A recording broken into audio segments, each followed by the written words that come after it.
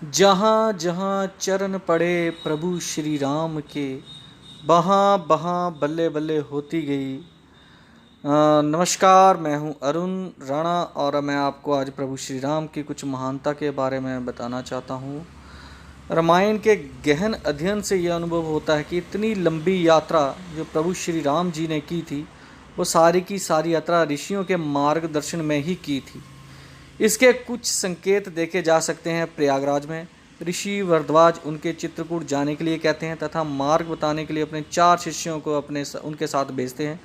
महर्षि वाल्मीकि उन्हें चित्रकूट में निवास का परामर्श देते हैं, क्योंकि तब तक रावण के भाई खर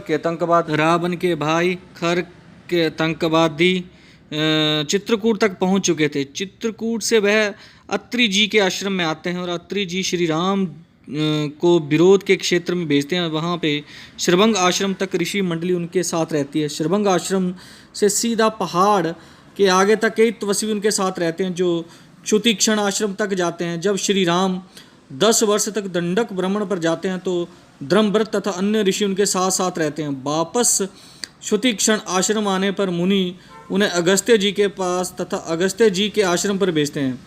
ऋषि अगस्त्य उन्हें पंचवटी भेजते हैं, जहाँ पर खर से उनका युद्ध होता है और सीता हरण के बाद भी कलोल आदि ऋषि उन्हें मार्गदर्शन देते हैं। अगस्त्य तो लंका तक जाकर युद्ध में उनका साथ दिया था।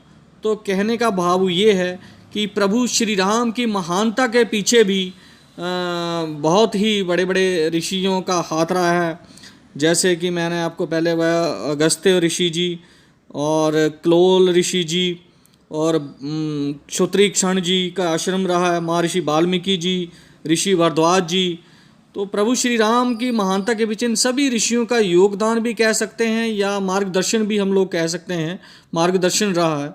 तो मैं यही कहना चाहूँगा कि प्रभु श्री राम को इतने बड़े ऋषियों ने जो मार्गदर्शन किया था, तो प्रभु ही का देखो कितनी बड़ी महानता है कि प्रभु का भी मार्गदर्शन ऋषियों ने किया। बोलो प्रभु श्री राम की जय। जय जय श्री राम।